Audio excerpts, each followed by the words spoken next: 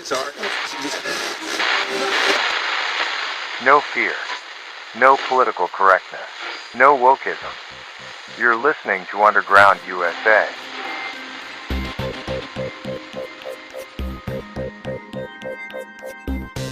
The heavy-handed tactics of the Department of Justice and the FBI in using full-on, militaristic brute force against nonviolent suspects in their raids has crossed the line from questionable to unacceptable. These are the tactics of the Castros in Cuba, Xi in China, Maduro in Venezuela, and from the Soviet era.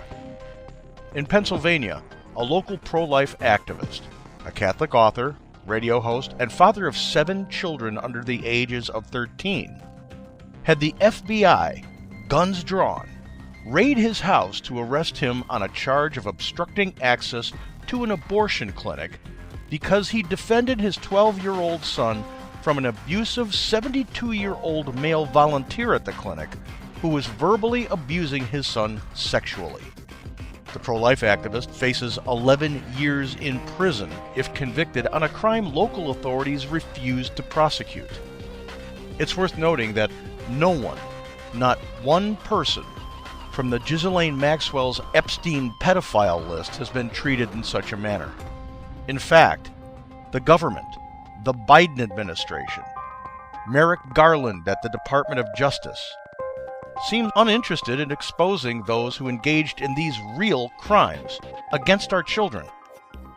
They'd rather persecute pro-life activists to further their agenda, an agenda that seeks to establish the government as the all-power bestower of rights. I talk about this and a lot more on Talkback with Chuck Wilder.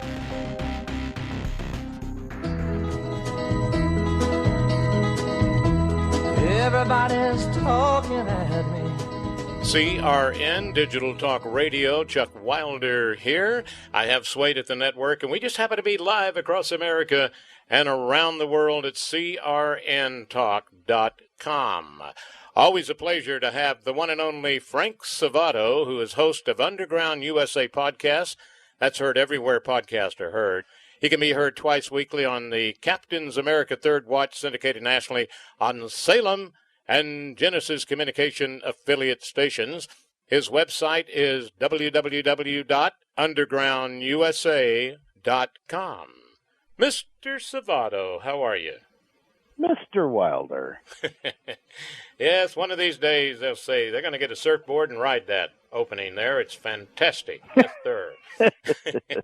Well, we're minting these things, so. Minting them, yes. That means trying to memorize them, or it could be also we're minting them together, or we're just trying to remember what we were going to say. That's my... Probably more to the latter. Yeah, I was going to say that, but I forgot what I just said. Anyway, hey, we got some interesting stories to talk about. FBI, Elon Musk, insect protein, a California ban, that's going to be kind of strange here, and a train in Colorado with this one, I could find so much humor in that, but it's serious stuff where the train hit a police car where a woman was handcuffed inside. Yeah, we'll get to that. And then if we have time, which we should, we'll talk about the great rhino, Liz Cheney. Yes.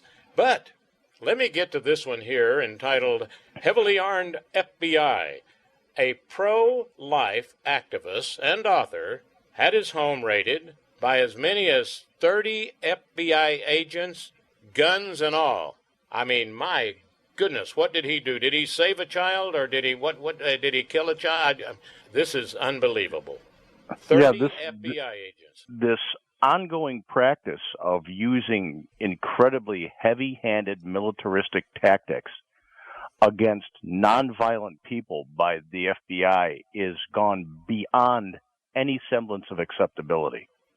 Here's a guy who is a pro-life activist, peaceful by nature because, well, he doesn't want death. And he went outside this clinic in Pennsylvania, and he had his I believe it was a 12-year-old son with him who insisted on accompanying him. and this is what blows my mind. A 72-year-old pro-abortion activist who volunteers at this clinic, who had routinely come out and talked to the boy, the 12-year-old boy, saying incredibly foul things about his father, about him, all sexually oriented. So I don't understand how that's not considered, sexual abuse and the abuse of a child. But he was saying these things let me say again. Something real quick here. This happened about a year ago, I think. So was the woke system in full mood then? Maybe that's why. I will get to that because it's the FBI. This is a Merrick Garland type of thing when it all comes down to it. That answers it. The pro-abortion activist was getting in the child's face and saying these vile things, and the father got in between him and pushed him back from the child. And he got into the father's face and was talking to the child again after the father told him, "Don't say those things to my child." And he pushed him again, and the guy fell backwards and hit his head. So he had to be hospitalized. He's out. He doesn't, it's not like it's lifelong debilitation. But you talk to my child, saying the things that he was saying to my child, it wouldn't be just getting pushed. So they looked at all this when the local authorities looked at it and realized, A, there's not enough evidence because it's he said, she said, but also that he kind of deserved what he got for doing what he was doing. So they didn't pursue charges. This thing was done and over with. But now that the Biden administration's Justice Department is got zero tolerance for what they considered to be anything that interrupts access to an abortion, they executed a raid under federal law against this man, guns drawn, coming through the door, children screaming and crying, to take this guy away. He stands to serve 11 years in prison for this. And I think you said it was 30 FBI agents? About 30 FBI agents, 25 with weapons drawn. And when the wife asked to see the warrant, they didn't immediately show her. It took her saying, "I demand to see it. I demand to see it," after they were already in the house for them to acquiesce to her request to see the warrant, which is a blatant violation of the Fourth Amendment. So the question is, you kind of wonder CNN was right behind them. You know what I mean? Sounds you like have that to kind of raid. Yeah. You have to wonder. Ever since the Elian Gonzalez raid, to extract that child back in the Clinton administration, the FBI.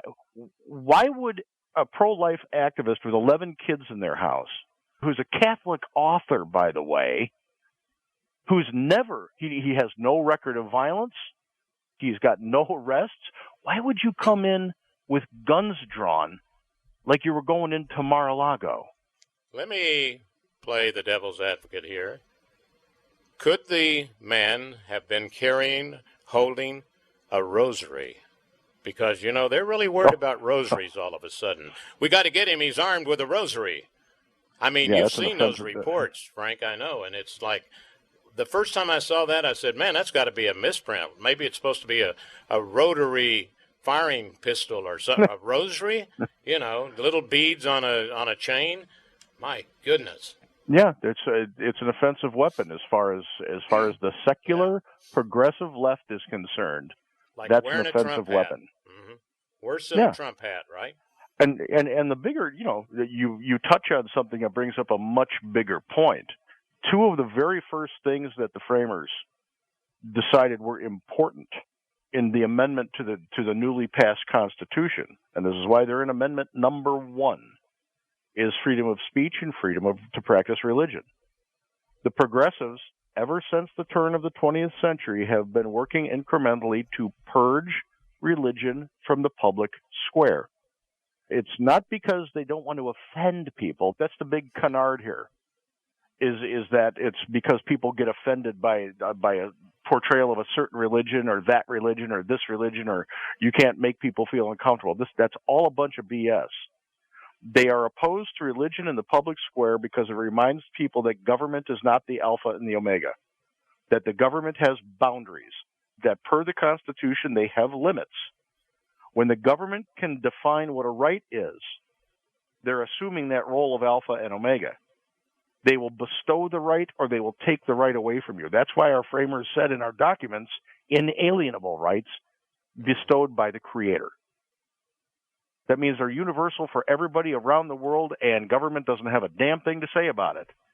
But progressives, and it's been worse, the worst, under Obama and Biden. They want to expunge religions so that they can assume the mantle of alpha and omega and redefine and bestow rights and push society into one way or another. That's why we've got hate speech laws, which in and of themselves are ridiculous. Who's the arbiter of the hate? Who gets to decide what the hate is? And if a crime is a crime, Smollett, apparently you get a free ticket, right? Well, and that's the point. One ideological side will be favored over another, and now all of a sudden, if you say a certain word, you're being charged with a hate crime. And just like this story is, on prohibition, I'll just mention again, it's he's going to face 11 years in prison. This happened a year ago, right? And the local law enforcement said, okay, nothing here, move on, don't let it happen again. But, all of a sudden, the Biden administration and the FBI or whoever's running the Biden administration says, we got to get this guy. My goodness, 30 FBI agents. No wonder they need so many of those, IRS people. Yeah, it's this practice, and it's become disturbing to the point of it's unacceptable, but it's disturbing how this Department of Justice and this FBI are using these militaristic, heavy-handed tactics against nonviolent individuals. It's reminiscent of the police squads in Venezuela or Cuba. Yeah, in the United States, Frank. Too bad they can't use the SEALs. It would only take 2 or 3, maybe 1. You know what I'm saying? Well, 30 FBI agents. Wow. Go ahead. When that crack comes in the dike and the water starts to trickle through, it doesn't seal itself. So if they're using armed FBI agents to affect an ideological agenda based on laws that really don't apply here, it's not that far-fetched to see them doing things like you just suggested. Yeah. When we give an inch on what they're allowed to do beyond the limited scope of their authority and the law, they will take a mile.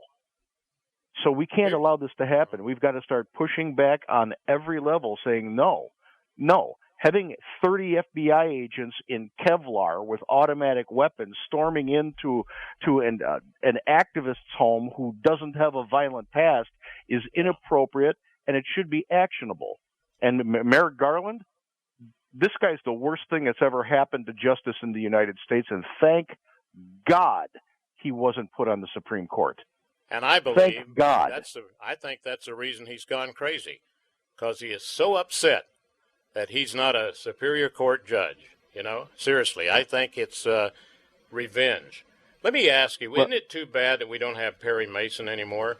Because here they come in, and they probably said, we had 11 believers in there praying, for no more abortions. So we gotta show them what we say we mean. Go ahead. You better protect yourself. There must have been 13 rosaries in that house. There must have been there must have been 13 rosaries in that house. That's why they needed to go in with weapons. Boy, oh boy. I'm telling you, listener, little things going on like this, and this ain't no little thing, but my goodness. When you got the the FBI doing things like this. Hey, in just a moment, I'll let him wrap this up, and then we're going to get to Elon Musk. You must have Musk news when it's available. I can't believe I said that, but I did. Frank Savato, www.undergroundusa.com. Undergroundusa.com. Like a good neighbor? More like a creepy neighbor.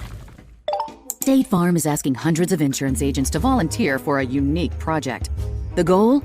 Get agents to purchase books about gender fluidity that are specifically written for kindergartners and then donate them to classrooms, community centers, and libraries. Big, woke corporations like State Farm recruiting agents to talk to kindergartners about gender fluidity and transgenderism? That's creepy. Visit likeacreepyneighbor.com to get the facts and take action. Paid for by Consumers Research. Everybody's talking at me.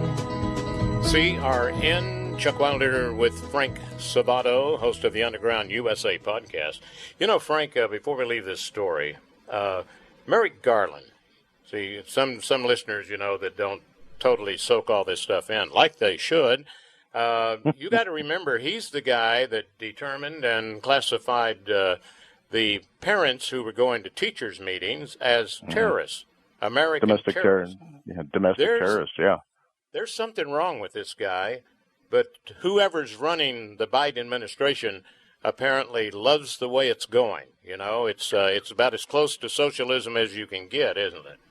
Well, let's make no qualms about who we're talking about. This is the same cabal that ran the Obama administration, and it centers around a woman by the name of Valerie Jarrett. Mm-hmm. Eric Holder is a very big part of it. Susan Powers is a very big part of it. Susan Rice is a very big part of it. This is the Chicago caustic left progressive cabal that has been in control through the 8 years of Obama and who is in control again now. That's why the same faces are here.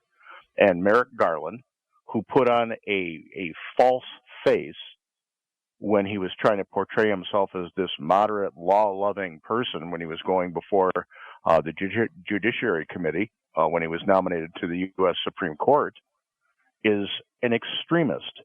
He is a far-left extremist who believes that the Constitution is a suggestion.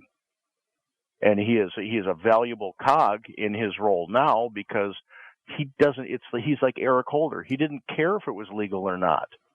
That's why Eric Holder actually had they held him in contempt of Congress. Yeah. And he didn't care. I don't care. I'm going to do what I want to do when I want to do it because I'm transformative. Unlike Trump, he got away with it, you know. No problem. Yeah. That was on the Fast and Furious, remember? I refuse to answer on grounds that may incriminate me. I refuse to answer. Okay, you're a Democrat. It's okay. It's all right. Yeah, go on.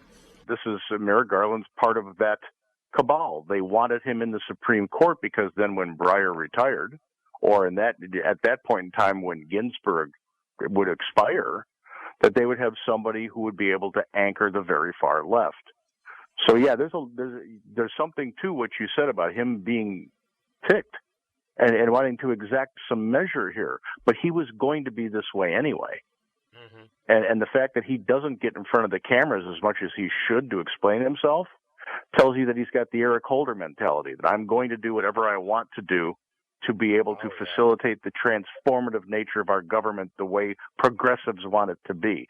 And I keep saying progressives, and I'm trying to train myself not to use that word because that's the word they want you to use. They're fascists. And that's not something that should shock anybody because the far left has established fascist governments before. They did under Woodrow Wilson, and they had one under Franklin Roosevelt. Anybody who reads history understands that's the mechanism that they used in government during those administrations. So one of the things, Frank, real quick, is you got to, whenever you control the news media, or most of it, boy, that is a very good start.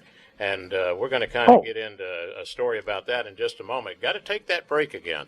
You know, they sneak up on you faster than most guests. I don't know what it is. It's like that second hand. I see it right now. It's on 5, 4, 3, 2, 1. We're going to be right back with Frank Savato, host of the Underground USA podcast, and his website is, are you ready? www.undergroundusa.com. Be right back.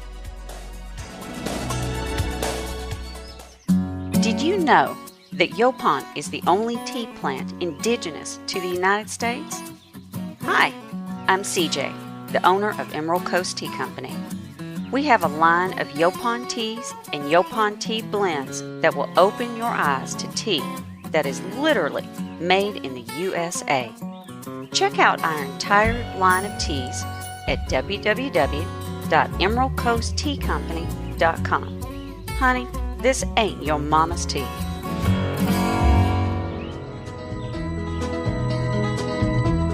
Everybody's talking at me. Chuck Wilder, CRN, with my guest Frank Savato, host of Underground USA podcast. And let's see, I guess we can move on now and find out what in the world Elon Musk is doing. And I'm thinking, when I read this headline here, Frank, I'm saying, well, at least it's not China, but then I may be way off. Starlink, he wants to make Starlink available in Iran. What is up with this? Okay, this started, and Starlink, for those that don't know what it is, it's a low-level satellite internet network that has fantastic speeds, and it's because they're low level, it's you can target it to certain areas to create internet access where there once was none. He did this in Ukraine right after the start of the war, when Vladimir Putin started to put his people on the ground there, jamming up their internet and keeping people from communicating. Elon Musk decided that the launch that was going to serve the southeastern United States was going to be diverted, and they put those low-level satellites over the Ukraine. So Ukraine had internet access, and that's why you have this propaganda war, and you have information coming out of Ukraine, which you normally wouldn't have. When in past instances, since the internet has been around, when Russia would go in someplace, the first thing they'd do would be compromise the ability for information to get out, so they could control the information. What Elon Musk did in Ukraine completely circumvented that, and he's been a thorn in Vladimir Putin's side during this entire conflict because communications are secured there. Information's coming out. You hear about the mass graves. You hear about the attacks on the nuclear power plants. You hear about the attacks on the civilians. Yeah. Whereas before you wouldn't hear that. So we currently have massive protests in the street of Iran. So much so that the mullahs there have decided to cut off internet access to the public so they can't coordinate. As an aside, interesting, you don't hear too much about that in our media, that Iran is kind of undergoing a second green. Yeah, they're undergoing kind of a second green revolution. So they're back doing it again. And we're not covering it because, as you said before, when the government can control the media, you control the narrative. And if they really, really, really kind of want to have that, that Iranian nuclear deal so we can transfer lots of money to everybody else but the American people, and we have to make sure that Iran isn't in the news so it gets people upset about what they actually do over there. And they're not. But Elon Musk decided if it worked in Ukraine, it can work in Iran. So he is set to launch some satellites over Iran to allow communications to come out of that hermit country. And as we saw with Ukraine, it makes a difference. Yeah, it makes a difference. Here's kind of a stupid question. You're used to these, I know, because on this radio program, never mind. Anyway, China supposedly has this secret weapon. It's like a satellite that goes through and it can destroy things and all this stuff. What's to stop people from downing his satellites that are up there? There's nothing, but there are not satellites like we understand them. This isn't something that takes like 10 years to build and it needs to be launched on this. And remember, he's got space. No, it's not. Yeah. They're smaller, and he can put many of them up there in one launch. And remember, he owns SpaceX. Right. So he doesn't have to rely on NASA to put something in orbit. He can say, we're putting it up. That's it. So, yeah, they can try and target these smaller, more agile and quicker satellites, but good luck. Good luck. It's the space race is back, and never ever underestimate what we already have up there as far as what the United States and Israel and Britain and Australia, these solid allies that we have. We aren't anything to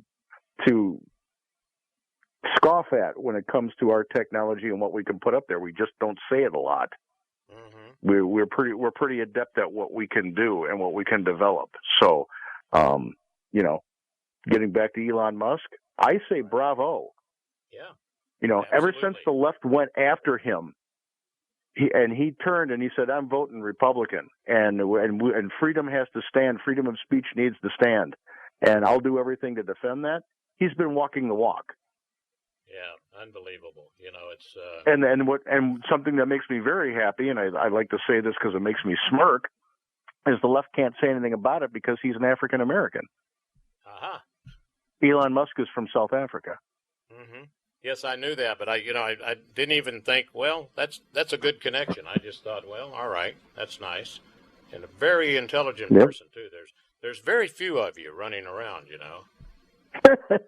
I'm not. I don't think I'm on the level of Mr. Musk, but I wouldn't mind having a beer with him sometime. Think, listener, about all that went on. I don't know. Maybe it was 7 or 8 years ago. It seemed like whenever they were locking these people up right and left, male, female, anybody that protested in Iran, and you were seeing it here in America on the news, and then all of a sudden, now you're just getting rinklings of things that are going on. Somebody sneaks something out on a boat or something. It's so this is fantastic. You want to move on? Well, to the next story, this suppression of information coming out of Cuba. Yeah. 90 miles off of our coast, and these people have tried generationally to throw off the chains of communism, and routinely, Democrats in the United States talk a good talk, but do nothing to help them. Right. Nothing. So it's not just over in faraway places that this is happening. It's happening 90 miles off our shore. Unbelievable. That close.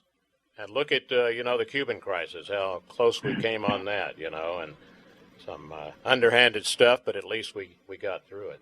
I want to move on and see, listener, this is your perfect opportunity. If you're interested, if you're one of these people that like to get into fundraising, right? Because they need a startup program, $250 million. That's not a lot. I mean, if 250 million of you put in $1, then it would work. What would work? Well, you'd be easier to start getting more protein when you're eating because it would be insects. How in the world do you need $250 million to put an insect in a jar and give somebody his plastic spoon, huh? This is much bigger than the story. This is all part of the World Economic Forum movement away from this. You'll notice that they're talking about the fake meat.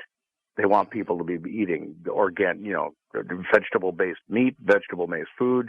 When you read the World Economic Forum stuff, they talk about beef. And they talk about poultry and pork, and they're trying to manipulate the masses into pulling back from those natural sources of protein. And and this is happening already, by the way. They're supplementing food with insects. Yeah, they're using it. They've already got it in the schools, Frank. I had Selwyn Duke talking about it last week. Already telling the kids, you got to start this. And then there's this thing about the useless eaters. What age group is that? 70? That they think if you're over 70, you're a useless eater, and nobody's telling Biden. You think back to when everybody was debating Obamacare. Yeah. And Zeke Emanuel was talking about, when I hit 72, I've pretty much run my course. I don't mind if I get to expire. Of course, he's saying this before he's 72. But that's this whole idea about population control, which is at the center of the World Economic Forum's Great Reset. This is they pretty much call them useless eaters. This goes back to the mass generational genocide that the Nazis were talking about. And then just to touch on why I'm disturbed about this insect protein thing, they're already grinding this into flour that they're using as filler for foods you're already eating, that are already canned in the stores, that are already packaged, because it's in such an amount that it falls into the, oh, and there's extra stuff in here too when it comes to FDA labeling. So they're already starting this. They don't mind that the prices are high for beef, ground beef. They don't mind that prices are high for chicken or pork. They want to move you off of it. Why do you think that Bill Gates is buying all this farmland? Right.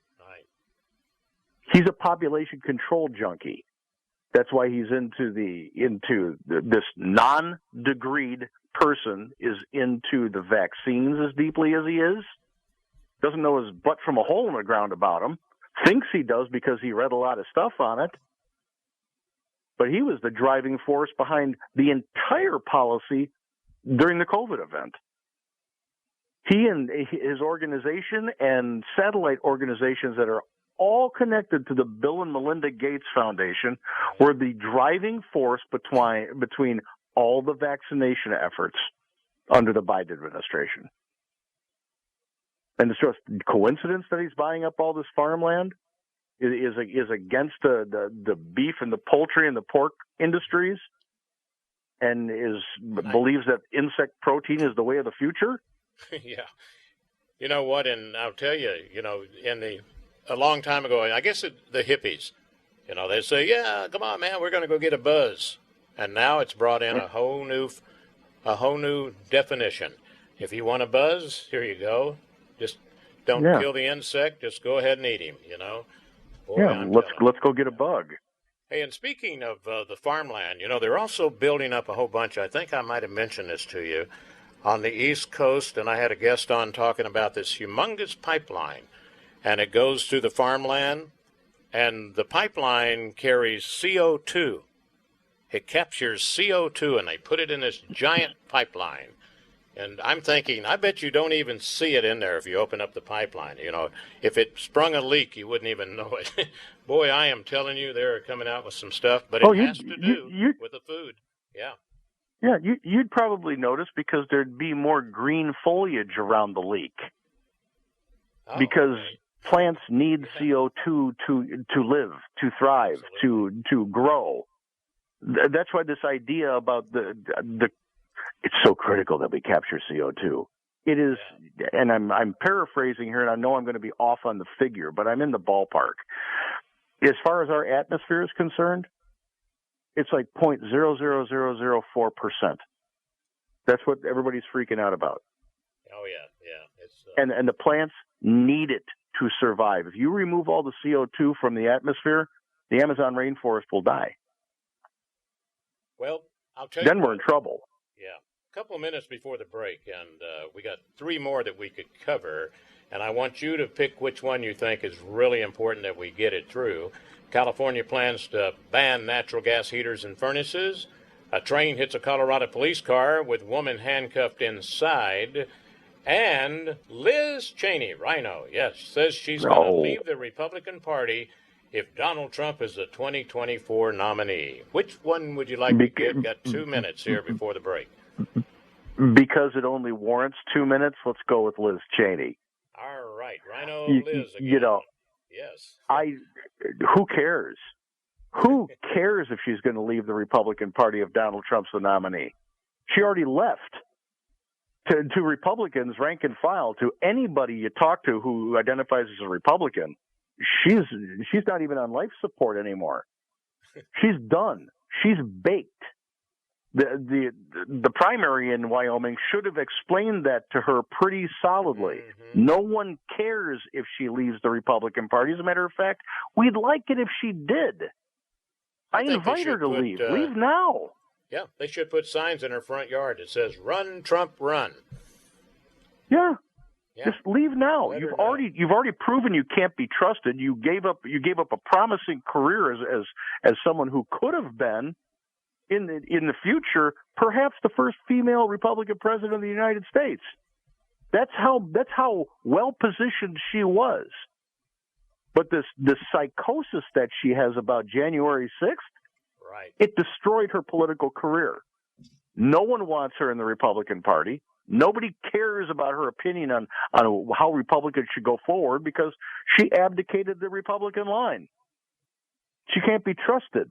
So, Liz, if you're listening, or if any of Liz's friends are listening, make sure you pass this on from everybody at Underground USA. And I'm going to say, I don't want to speak for you, Chuck, but I'm going to include you in on that. Liz, retire and go farm or something. Because you become politically insignificant with what you just did. You betrayed the people of Wyoming. You betrayed the people of the Republican Party. And you betrayed the country by attacking a sitting president when you shouldn't have been doing it, because he has free speech rights too. Absolutely. When you become president, you don't lose your free speech rights, Liz. So, please, I beg you, leave the party, Liz, and stop taking up space on newspapers. You're not needed anymore. Yeah. Do not write a book. We don't want it. Okay, got it. Frank Savato is going to be back, and we'll be wrapping things up here in a little bit. We might talk about, the police car, the woman handcuffed, California plans to ban natural gas heaters, furnaces. And with our heat wave right now, forget it. Frank Savato, undergroundusa.com. Levi's became iconic by making tough pants. Now they're notorious for pushing progressive politics, opposing the Second Amendment, attacking popular voter ID laws, and Levi's screws their workers, furloughing thousands while rewarding rich shareholders. A top female executive unable to speak freely. Rather than leaving China, CEO Chip Bergh makes excuses. An American icon washed away by woke politics. Levi's, serve your customers, not woke politicians. This message was paid for by Consumers Research, a 501c3 educational advocacy group. To learn more, log on to consumersresearch.org. Everybody's talking at me. CRN Chuck Wilder with Frank Savato, undergroundusa.com. Which one do you want to hit on here? They're all so interesting. I think we can hit both of them pretty quick because they're pretty cut and dry. I can start with the California one. Just 4 years ago, natural gas was the clean alternative energy. Yeah. They were touting natural vehicles running on natural gas. They were talking about it being the alternative to coal fired this, that, and now there's a full on war against natural gas. It's ridiculous. And California, Gavin Newsom, all this guy is doing is playing theater to the very, very, very far left, in the hopes that he's got some kind of chance at running for president in 2024. And look how great it was when we had the nuclear energy. There wasn't anything wrong with that. No, and as a matter of fact, the rest of the world is going back to that, and liquid natural gas. So the only country in the world that seems to be ignorant of the fact that natural gas is a clean energy is the United States. Yeah. And only the left in the United States. You remember the cowboy days, Frank? I know you go way back to the 20s and 30s. Yeah, it was absolutely. The windmills on the farm and the windmill in downtown that, pumped the water out, and the windmills. Yeah. And now we're back to the windmills. Well, and you got to remember that during the Dust Bowl, the people who had those, when the wind wasn't going, they didn't get water. Yeah. And that's why we decided, what might be a good idea is to maybe make these things electric, so that we would be able to irrigate the lands and feed the crops, so that we had food and we didn't, Yeah. If you ever get a chance, watch the 1 hour episode on the Dust Bowl. Very interesting on public TV. Yeah. Man alive. And as far as the police officers in Colorado, real quick, they stopped somebody. They parked their vehicle on train tracks. And when they arrested the woman, they put her in handcuffs, put her in the back of the car, and they were going through her car, and a speeding commuter train was coming through, and the train hit the police car with the woman handcuffed in the back seat. These two guys, and we talk about how the left constantly goes after police officers for no good reason, these two police officers have to be examined carefully, because there isn't any time ever when it's okay to park a vehicle of any kind on train tracks. So they broke procedures. They put this woman's life in danger. They did this, so they really should be held accountable. When we have bad law enforcement officers, or law enforcement officers that don't rise to the level of intellect that needs to be held to serve the public, they shouldn't be in those positions. And whoever decided it was okay to park that car on a train track with a handcuffed person in the back seat needs to lose their job. And the big question, did she survive? Yes, she did, but it's not pretty. Okay. Hey, Frank Salvato, thank you very much, host of the Underground USA podcast and also the Captain's America Third Watch twice weekly, okay? Syndicated nationally, Salem, Genesis Communication affiliate stations. Thank you very much, sir. Look forward to our next visit. Frank Salvato. Talk to you soon, Jim. All right. Thank you, Swade. Thank you for listening. And remember, absolutely no animals were injured during the production of this here program.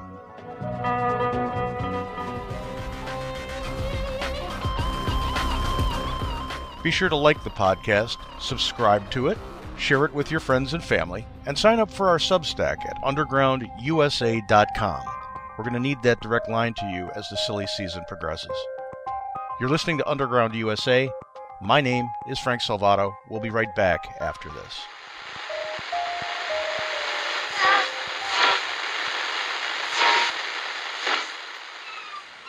This podcast is a production of the Compass Point Group.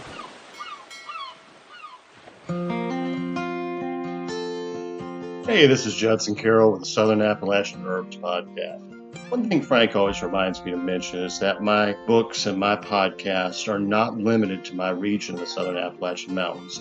I'm a master herbalist with a working knowledge of hundreds of herbs that are available all around you no matter where you live and keep your family in optimal health. I'm now offering a free newsletter through Substack. Please find me on Substack at Judson Carroll Master Herbalist or judsoncarroll.com, and I look forward to communicating with you in the future. Thanks.